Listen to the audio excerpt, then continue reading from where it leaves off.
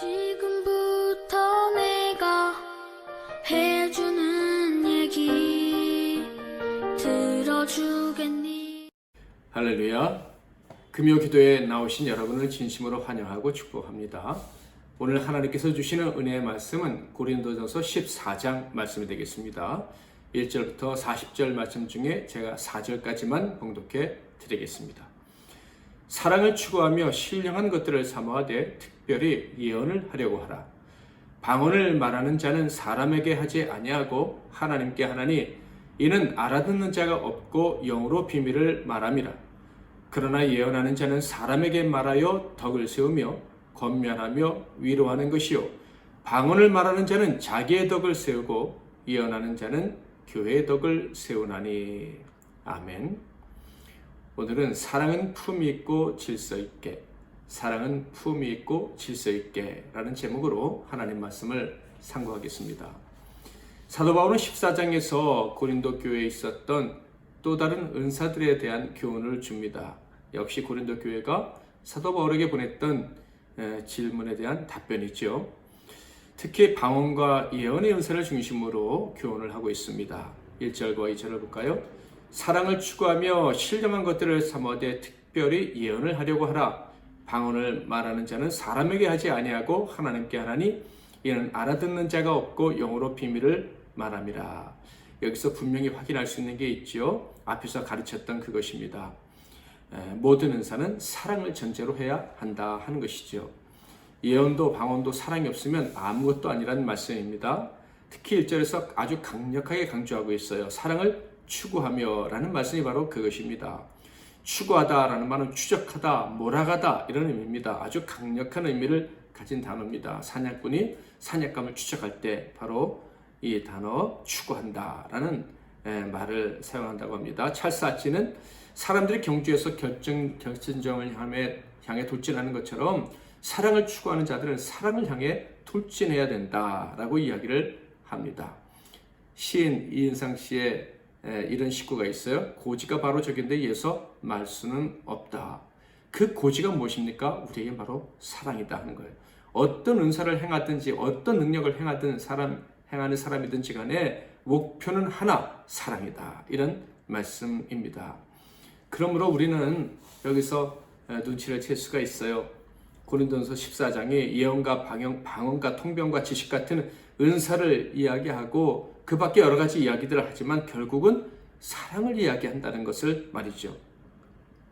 특히 바울의 이 사랑에 관한 교훈은 교회 안에서 행하는 사랑에 대한 것입니다. 목회적 교훈, 교회론적 교훈으로 바로 사랑을 이야기하고 있는 거예요. 교회 안에서 다양한 은사와 능력이 나타날 수가 있겠죠. 그러나 참된 성도라면 교회 안에서 가장 필요한 것은 사랑이다 하는 것을 잊으면 안 된다 하는 것을 이 고린도전서 14장에서 우리에게 교훈해 준다 하는 것입니다. 교회 안에서 이 사랑에 대한 가르침을 분명히 이해하고 그 사랑의 탁월한 열매들을 맺기 위해서 돌진하면서 여러 가지 은사들을 사용하면 결국 남을 유익하게 된다. 서로를 유익하게 만든다 하는 것입니다. 특별히 덕을 세우고 권면하고 위로하는 열매를 맺는다 하는 거예요. 3절을 볼까요? 그러나 예언하는 자는 사람에게 말하여 덕을 세우며 권면하며 위로하는 것이요. 이렇게 사도 바울은 사랑으로 공동체를 세우는 은사들을 이야기하는데 가장 먼저 예언을 언급하고 있습니다. 이 예언의 은사다라고 하면 미래의 것을 말해준다라고 할 수도 있어요. 그러나 좀 더 정확하게 말하면 사람들에게 알려지지 않은 하나님의 비밀한 말씀을 전하는 것을 이야기해요. 하나님 말씀은 비밀이라는 것 다 알고 계시죠? 예수의 이름도 비밀이었다. 진리도 비밀이다 하는 것을 아실 거예요. 그래서 베드로는 이렇게 얘기했습니다. 베드로전서 2장 6절부터 8절에 보면 성경에 기록되었을 때 보라 내가 택한 보배로운 모퉁이 돌을 시온에 두노니 그를 믿는 자, 모퉁이 돌이 곧 그 예수를 말하죠. 부끄러움을 당하지 아니하리라 하였으니 그러므로 믿는 너희에게는 보배이나 믿지 아니하는 자에게는 건축자들의 버린 그 돌이 모퉁이의 머릿돌이 되고 또한 부딪히는 돌과 걸려 넘어지게 하는 바위가 되었다 하였느니라.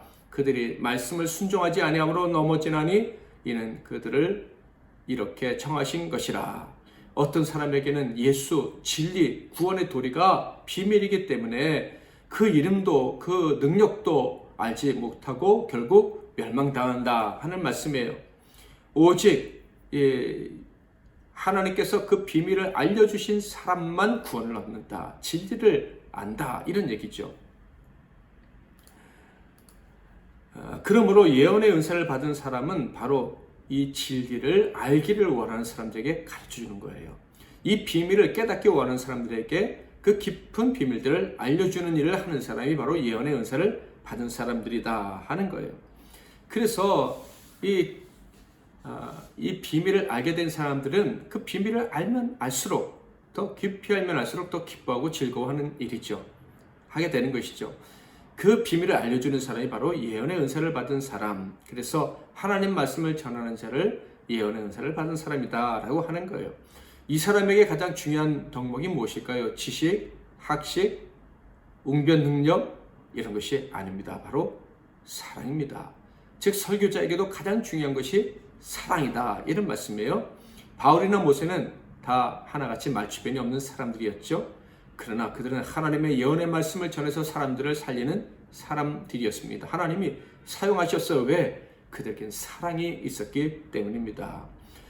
그들의 말 속에는 백성들을 살리려는, 백성들을 비진리에서 진리로 인도하려는 사랑이 담겨져 있었고, 그래서 그들은 참된 예언을 할 수가 있었던 거예요.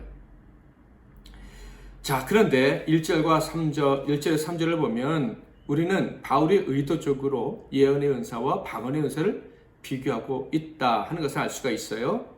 그런데 방언의 은사는 자신에게만 유익을 주는 것이고 예언의 은사는 모든 사람에게 유익을 주는 것이므로 둘 중에 한 가지를 추구한다면 예언의 은사를 추구해야 된다. 둘 다 추구할 수 있지만 예언의 은사를 더 간절히 추구해야 된다라고 말씀하고 있습니다. 이렇게 말한 데에는 고린도 교회가 그 이유가 되었을 거예요. 고린도 교회 교인들이 바로 방언의 은사를 가장 크고 중요한 은사로 생각을 했었기 때문이죠. 그러나 바울의 생각은 정반대였습니다. 왜냐하면 방언의 은사는 바로 자기 자신을 위한 것이기 때문에 그렇습니다. 물론 불신자들을 위할 때도 있어요. 20절부터 22절에 보면 형제들아 지혜에는 아이가 되지 말고 악에는 어린아이가 되라. 지혜에는 장성한 사람이 되라. 율법에 기록된 바 주께서 이르시되 내가 다른 방언을 말하는 자와 다른 입술로 이 백성에게 말할지라도 그들이 여전히 듣지 아니하리라 하였으니 그러므로 방언은 믿는 자들을 위하지 아니하고 믿지 아니하는 자들을 위하는 표적이나 예언은 믿지 아니하는 자들을 위하지 않고 믿는 자들을 위함이니라. 이사야 20장 3절에 보면 방언이 불신자들을 향한 어떤 심판의 표징으로 등장합니다. 또 방언은 오늘 기록된 7절, 8절 말씀, 21절, 22절 말씀처럼 믿음 없는 사람이 믿음을 갖게 되는 동기로 역사할 때도 있어요. 그러나 그 경우에도 개인을 위한 것이고 그 밖에는 다 자신을 위한 은사다라고 사도 바울은 이야기하고 있습니다. 4절에 보면 방언을 말하는 자는 자기의 덕을 세운다 이렇게 말하지 않습니까? 이 말씀에는 방언이 내가 성령의 사람이구나 하는 것을 깨닫게 해준다 이런 근거도 된다. 좋은 의미도 가지고 있다라는 거예요. 바울은 방언이 가치 없다고 말하지 않습니다. 그 반대죠. 18절에 보면 내가 너희 모든 사람보다 방언을 더 말함으로 하나님께 감사하노라. 그러니까 방언도 귀한 은사라는 거예요. 하나님이 주셨으니까. 그런데 모든 은사의 동기는 사랑이라는 관점에서 볼 때 방언의 은사는 이 예언의 가치에 미치지 못하는 것이다 라는 이야기를 하는 거예요. 사랑을 추구하는 사람이라면 당연히 자신의 유익이 아닌 공동체의 유익을 구하는 사람일 거예요. 그렇다면 당연히 자신의 유익만을 위한 방언이 아니라 예언의 은사를 더 추구해야 되는 것 아니냐, 이것이 바울의 논리인 것이죠. 4절 5절 방언을 말하는 자는 자기의 덕을 세우고 예언하는 자는 교회의 덕을 세우나니 나는 너희가 다 방언하기를 원하나 특별히 예언하기를 원하노라. 만일 방언을 말하는 자가 통역하여 교회의 덕을 세우지 아니하면 예언하는 자만 못하니라. 사랑의 사람 바울의 선택은 분명했습니다. 만약에 두 가지 은사 중에 하나를 선택하라면 당연히 예언이라는 거예요. 그것이 교회를 위하는 일, 공동체를 위하는 일이기 때문이라는 것이죠. 6절 그러지 형제들아 내가 너희에게 나아가서 방언으로 말하고 계시나 지식이나 예언이나 가르치는 것으로 말하지 아니하면 너희에게 무엇이 유익하리요. 만약에 바울이 가서 방언만 얘기하고 예언, 즉 하나님의 비밀한 말씀을 풀어서 알기 쉽게 전해주지 않는다면 고린도 교회의 교인들에게 무슨 유익이 있겠느냐, 사도 바울의 사역이 무슨 의미가 있겠느냐, 이런 얘기예요. 이어서 바울은요 예언과 방언을 소리라는 측면에서 비교해서 설명을 합니다. 피리, 나팔, 검과 같은 소리내는 악기들을 이야기하죠. 자, 그런데 그 소리내는 악기들의 그 소리의 의미를 사람들이 알지 못한다면 그 소리는 의미가 없을 것이다 라는 이야기를 합니다. 예를 들어 나팔 소리가 나는데 그 나팔 소리의 의미가 진군인지 퇴각인지 알 수가 없다면 그 나팔 소리는 아무 소용이 없다라는 이야기를 합니다. 마찬가지로 방언을 말하면서 나는 이 신령한 것을 이야기합니다 라고 주장을 하지만 아무도 알아듣지 못한다면 그것은 의미 없는 소리가 아니겠느냐. 다른 사람들에게는 아무런 유익이 없다. 그러므로 사랑과 관련이 없는 것이다 라는 이야기를 하는 거예요. 만약에 사람들 앞에서 방언을 하려면 통역할 수 있는 자가 있을 때 하라, 이런 얘기예요. 그래서 모두에게 유익을 끼쳐야 된다는 거예요. 그렇지 않다면 혼자 있을 때 자기의 유익을 위해서 방언을 하라라고 가르치고 있습니다. 예언을 하는 사람은 비밀한 이야기를 하는 사람이라 그랬죠. 영의 이야기를 하는 거예요. 이 땅에 속한 이야기가 아니라 하늘나라에 속한 이야기니까 말이죠. 그런데 그 영의 이야기를 알기 쉽도록 통역하는 사람이라고 할 수가 있습니다. 11절 12절 그러므로 내가 그 소리의 뜻을 알지 못하면 내가 말하는 자에게 외국인이 되고 말하는 자도 내게 외국인이 되리니 그러므로 너희도 영적인 것을 사모하는 자인즉 교회 덕을 세우기 위하여 그것이 풍성하기를 구하라. 정말로 영적인 것을 사모한다면, 하나님의 비밀의 말씀을 좋아한다면 하나님의 원래 뜻을 잘 전해야 되지 않겠습니까? 그것이 예언하는 자들의 사명이라는 거예요. 그러므로 방언같이 알 수 없는 말로 전해서는 안 된다. 그렇게 해서는 하나님의 그 뜻, 그 영의 비밀한 것을 알릴 수가 없기 때문이라는 거예요. 그러므로 예언과 방언은 완전히 다른 열매를 맺을 수밖에 없습니다. 14절 15절 내가 만일 방언으로 기도하면 나의 영이 기도하거니와 나의 마음은 열매를 맺지 못하리라. 그러면 어떻게 내가 영으로 기도하고 또 마음으로 기도하면 내가 영으로 찬송하고 또 마음으로 찬송하리라. 14, 15절에는 영과 마음이 반복적으로 대조, 비교되는 것을 알 수가 있죠. 영과 마음. 영과 마음으로 하나님을 찬양하고 또 기도한다. 이렇게 얘기하고 있어요. 그러니까 둘 다 소중한 것이라는 것을 알 수가 있어요. 그런데 14절에는 방언으로 기도하면 마음의 열매를 맺을 수 없다. 방언으로 기도하면 영으로 기도하는 것은 맞는데 마음의 열매는 맺을 수 없다. 이렇게 얘기하고 있어요. 그렇다면 여기서 마음의 열매는 무엇입니까? 바로 우리의 이성을 말하는 거예요. 마음은 인식의 능력이 자리 잡고 있는 자리를 말해요. 깨닫는 거죠. 그러니까 방언으로 기도하면 유창하게 남들이 볼 때 대단한 소리를 내면서 기도하는 것처럼 보이지만은 본인 자신에게나 다른 사람에게, 특별히 다른 사람에게 어떤 깨달음의 은혜를 끼칠 수 없다. 깨달음의 유익을 줄 수 없다 하는 거예요. 그러니까 방언은 인간의 이성으로 인식할 수 있는 영역은 아니다 하는 것을 알 수가 있어요. 이것이 바로 방언의 한계점인 거예요. 방언은 이성의 인식 능력과 관계가 없습니다. 그러므로 방언을 많이 한다고 해서 유창하게 잘한다고 해서 믿음이 좋다. 방언 기도를 많이 했기 때문에 믿음이 점점 잘한다. 이렇게 할 수가 없는 거예요. 즉 방언을 많이 한다고 해서 하나님의 말씀을 이해하는 정도가 더 커지고 그 말씀에 순종하는 성숙도가 더 깊어진다 라고 말할 수 없기 때문이라는 거예요. 고린도 교회를 보면 알 수 있죠. 그 사람들은 정말 방언을 소중히 여기고 자랑스럽게 여기고 너도 나도 방언을 했어요. 방언을 추구했어요. 그러니까 그들은 마음의 기도, 즉 이성적인 기도보다 영적인 기도, 즉 방언 기도를 더 우월하게 생각을 했었다 하는 거예요. 그러나 바울이 볼 때 그들은 아주 미숙한 신자들이었어요. 그래서 바울에게 무섭게 책망을 받기도 했습니다. 19절을 읽어보겠습니다. 그러나 교회에서 내가 남을 가르치기 위하여 깨달은 마음으로 5마디 말을 하는 것이 1만 마디 방언으로 말하는 것보다 나으니라. 바울은 고린도 교회 성도들이 자기와 같이 되기를 원했던 거예요. 많은 방언을 말하는 것보다 한마디라도 남들에게 유익을 끼치기 위한 예언의 말을 하기를 원했다 하는 것입니다.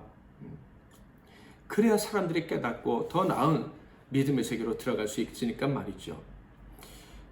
방언 대신에 마음의 언어로 전하는 것이 더 영적이다. 이렇게 단언을 하고 있는 거예요. 여러분 어떻게 생각하십니까? 혹시 방언이 더 영적이라고 생각하시는 분이 있으셨습니까? 결코 그렇지 않다는 거예요. 복음을 제대로 알기 쉽게 전하는 것이 훨씬 더 영적인 거예요. 24절, 25절. 그러나 다 예언을 하면 믿지 아니하는 자들이나 알지 못하는 자들이 들어와서 모든 사람에게 책망을 들으며 모든 사람에게 판단을 받고 그 마음에 숨은 일들이 드러나게 되므로 엎드려 하나님께 경배하며 하나님이 참으로 너희 가운데 계신다 전파되리라. 아까 서두에 방언이 사람들로 하여금 믿음을 갖게 할 수도 있다라는 얘기를 드렸어요. 그런데 오늘 24절, 25절 말씀에 보면 방언은 숨은 것을 다 드러내지 못하지만 예언의 말씀은 숨은 것들을 다 드러낸다. 이렇게 얘기하고 있어요. 그러니까 이 마음속에 감춰진 죄들이 다 드러나서 정말로 하나님 앞에 엎드려서 복종하게 만든다 하는 거예요. 그러니까 방언보다 예언의 말씀이 훨씬 더 영적인 것이고 신비한 것이다 라고 사도 바울은 이야기하고 있는 것입니다. 이 말씀을 들었던 아마 고린도 교회 성도들은 아마도 큰 충격을 받았을 거예요. 바울도 그것을 모를 리가 없었겠죠. 그럼에도 불구하고 사도 바울이 이런 교훈을 한 것은 그들을 책망하려 함이 아니라 사랑하기 때문이었습니다. 사도 바울이 지금 교훈하는 목적이 무엇입니까? 교회 내에 반드시 있어야 될 사랑. 그것이 고린도 교회에 있게 하기 원해서 지금 이 교훈을 주는 것 아니겠습니까? 은사를 많이 받으라고 지금 이 얘기를 하는 게 아닌 거예요. 26절 그런즉 형제들아 어찌할까? 너희가 모일 때 각각 찬송치도 있으며 가르치는 말씀도 있으며 계시도 있으며 방언도 있으며 통역함도 있나니 모든 것을 덕을 세우기 위하여 하라. 덕을 세우라고. 사랑의 열매를 맺기 위해서 이 모든 은사들을 사용해라 라고 이야기를 하고 있습니다. 27절부터는 질서에 대한 이야기도 들려주고 방언과 또 통변을 하는 방법과 또 남성과 여성의 역할들 이야기해 줍니다. 이 이야기를 해주는 이유는 무엇입니까? 하나님은 질서의 하나님이시다 라는 이유 때문이에요. 32, 33 예언하는 자들의 영은 예언하는 자들에게 제재를 받나니 하나님은 무질서의 하나님이 아니시요 오직 화평의 하나님이시라 시니라. 모든 성도가 교회에서 함과 같이. 지금 사도 바울은 교회 안에서 덕을 세우기를 원해서 이 말씀을 들려주고 있어요. 지금 앞에서는 방언보다 예언이 더 중요하다. 예언을 얘기를 했습니다. 그래서 어쩌면은 말씀을 전하는 자들이 방언하는 사람 앞에서 거발하며 큰 소리 칠지도 모르겠어요. 그래서 지금 이 말씀을 하는 거예요. 예언하는 자들은 예언하는 자들에게 제재를 받는다. 그러니까 예언하는 자들도 함부로 말하면 안 된다 이런 얘기예요. 충동적으로 하나님의 계시가 임했다 뭐 이런 식으로 말하지 말아라 이런 얘기예요. 절제하면서 전해야 되고 두려워하면서 전해야 된다. 왜요? 하나님의 사랑이 나타나야 되니까.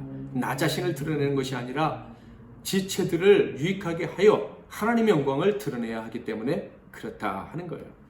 그러니까 사도 바울은요, 방언이나 예언이나 결국 다 통제를 받아야 된다라고 이야기를 하고 있는 것입니다. 무엇으로? 사랑으로. 사랑으로 통제를 받아야 된다 하는 거예요. 그러니까 사도 바울은 예언이든 방언이든 다 사랑이 목표고 목적이다라는 것을 끝까지 이야기하고 있는 것입니다. 사랑으로 화평케 하는 사랑, 하나 되게 하는 사랑으로 교회는 통제되어야 하는 거예요. 모든 은사들이 그렇게 통제되어야 하는 것입니다. 사랑을 추구하면서 사랑을 향해 돌진하면 이 모든 은사들이요 다 질서 있게 품위 있게 사용될 것이다. 그래서 교회의 덕을 세우게 될 것이다 라고 말씀하고 있습니다.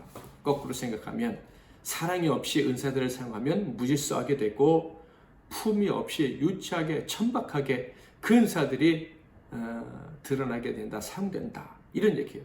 그렇다면 그 하나님의 영광을 드러낼 수가 없다는 것입니다. 사도 바울은요, 너희들이 이제 이 사랑에 대한 교훈을 받았으니까 반드시 내가 말한 대로 그 은사들을 사용해야 된다.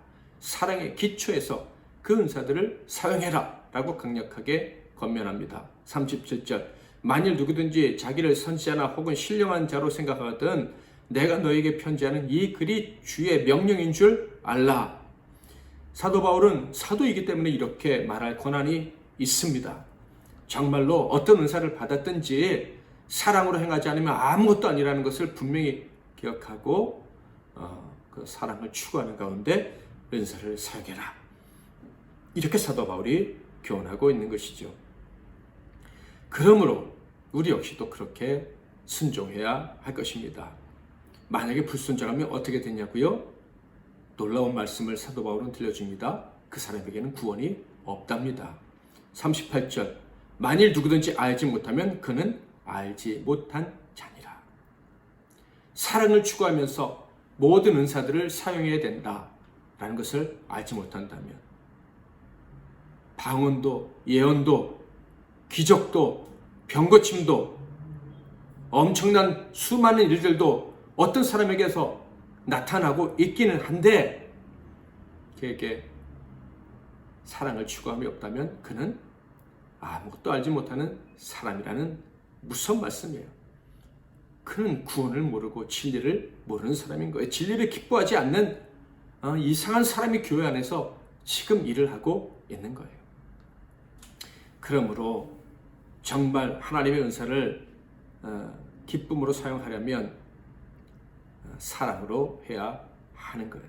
사랑으로 한다면 다른 은사들도 존중하겠죠. 39절 그런즉 내 형제들아 예언하기를 사모하며 방언 말하기를 금하지 말라. 이렇게 각각의 은사를 존중하며 사역을 감당을 해야 하는 거예요. 사랑이 기초되면 그것을 할 수가 있어요. 그래서 사랑이 기초돼서 모든 은사들을 각각 교회 안에서 바르게 사용하면 40절 모든 것을 품위 있게 하고 질서 있게 하라. 모든 은사들이 발휘될 때 그것은 품위가 있고 그것들은 질서 있게 발현된다 하는 것입니다. 품위 있게라는 말은 적당하게 라는 의미가 있어요. 단정하게 아주 잘 어울리게 이런 의미도 있고요. 질서대로라는 말은 순서대로 독주를 삼가고 서로 포용하면서 라는 의미가 있는 것입니다. 그러니까 사랑으로 은사를 사용하면 어떻게 된다고요? 조화를 이루는 거예요. 서로가 서로를 귀하게 여기고 서로를 기뻐하면서 정말 화평한 공동체가 된다라는 말씀입니다. 사랑하는 성도 여러분, 우리 MC 나눔 교회에도 풍성한 은사가 있기를 바라고요. 모든 성도들이 그 은사들을 잘 발휘할 수 있기를 바랍니다. 그런데요, 그 모든 은사의 목표는 나도 아니고 바로 사랑입니다. 나도 아니고 너도 아니고 우리라는 거예요. 우리 모두가 잘 되는 거예요. 우리 모두가 화평케 하기 위해서 그 화평케 하는 사랑이 역사하기를 소망하는 마음으로 은사들을 사용하여야 할 것입니다. 그러므로 성도들에게요, 어떤 은사가 주어졌는지, 어떤 역할이 주어졌는지 물론 중요하지만 더 중요한 것이 있다는 것을 알아야 돼요. 바로 사랑을 향해 열정적으로 달려가는 마음이 있는가 없는가 그것이죠. 사랑의 은사를 받았느냐 받지 못했느냐 하는 것입니다. 성령님께 기도하고 하나님께 은혜를 구해서 이 사랑의 은사를 받는 저와 여러분 되기를 바랍니다. 사랑을 추구합시다. 사랑을 향해 달려갑시다. 그래서 우리 교회가 조화롭고 화평한 공동체가 되어져 가는 것을, 그렇게 성숙해져 가는 것을 볼 수 있기를 바랍니다. 우리 MBC 나눔교회뿐만 아니라 모든 교회들에게 그런 은혜가 있기를 주님의 이름으로 축복합니다.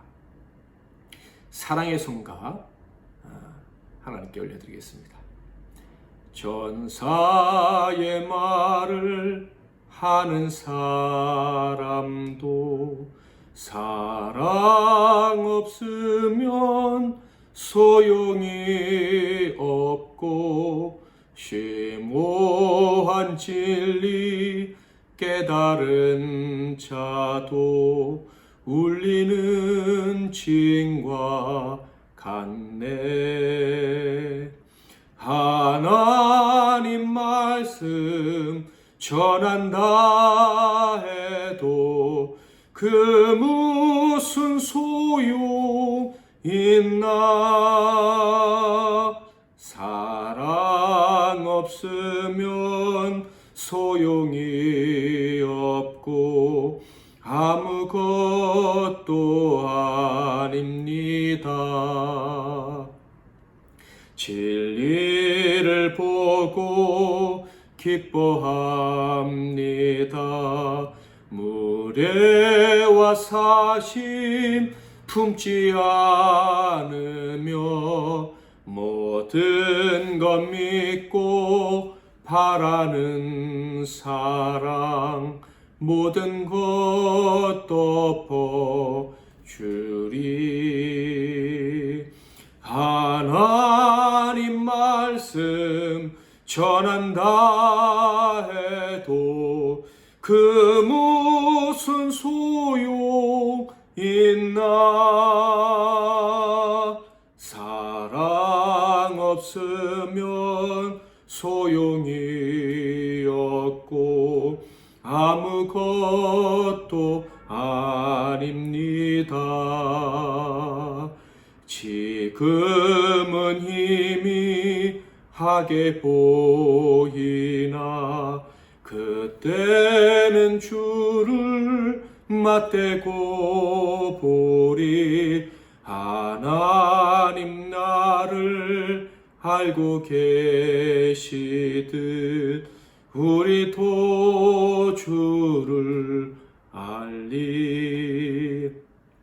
하나님 말씀 전한다 해도 그 무슨 소용 있나. 사랑 없으면 소용이 없고 아무것도 아닙니다. 아멘. 기도 제목을 드리겠습니다. 첫째로, 우리에게 교회 공동체를 사랑하는 마음을 주옵소서. 사랑으로 각자의 사명을 잘 감당할 수 있게 도와주옵소서. 그래서 그 사랑 때문에, 사랑으로 실천하는 그 은사들 때문에, 발휘되는 은사들 때문에 더 품위 있고 질서 있는 그런 복된 교회가 되게 해 주옵소서 라고 기도하겠습니다. 두 번째로는 민족복음화, 세계복음화를 위해서 기도하겠습니다. 이 땅에 그리스도의 평화가 임하는 땅이 되게 해달라고, 조화롭게 함께 살아갈 수 있는 그런 땅으로 회복되는 은혜를 달라고 기도하겠습니다. 세 번째로는 사랑하는 환우들을 위해서 수술받고 회복 중에 있는 우리 권사님과 또 여러 가지로 연약한 성도들을 위해서 기도해 주시고요. 우리 선교사님들과 그들의 가족들을 위해서, 부모님들을 위해서 기도해 주시면 감사하겠습니다. 마지막으로 우리 MBC 나눔교회와 또 내일 있을 나눔센터 사역을 위해서 어르신들을 섬기는 일들에 많은 분들이 동참하고 또 안전하게 진행될 수 있게 해달라고 기도해 주시고요. 뉴질랜드 A씨 학교와 우리 이현태 목사님과 또 동역자들을 위해서도 기도해 주시면 감사하겠습니다. 제가 잠깐 기도하고 여러분도 각자 기도하시고 주기도문으로 마치시길 바랍니다. 살아계신 하나님 아버지, 저희들에게 사랑을 주셔서 감사합니다. 사랑으로 살아야 된다는 것을 깨닫게 하시고 사랑으로 살 수 있는 성령의 능력을 주셔서 감사합니다. 사랑을 추구하게 하옵소서. 간절히 온 힘 다해 추구하는 우리 모두가 되게 하옵소서. 먹든지 마시든지 무엇을 하든지 하나님의 영광을 추구하는 저희라면 먹든지 마시든지 무엇을 하든지 어떤 은사를 어떤 능력을 발휘하든지 오직 주님의 형상 닮은 자로 살아갈 수 있도록, 즉 사랑으로 행할 수 있도록 은혜 베풀어 주시옵소서. 사랑으로 살기를 원하며 간절히 기도하는 종들에게 사랑의 은사를 부어주시기를 바라며 우리 주 예수 그리스도의 이름으로 기도하옵나이다. 아멘.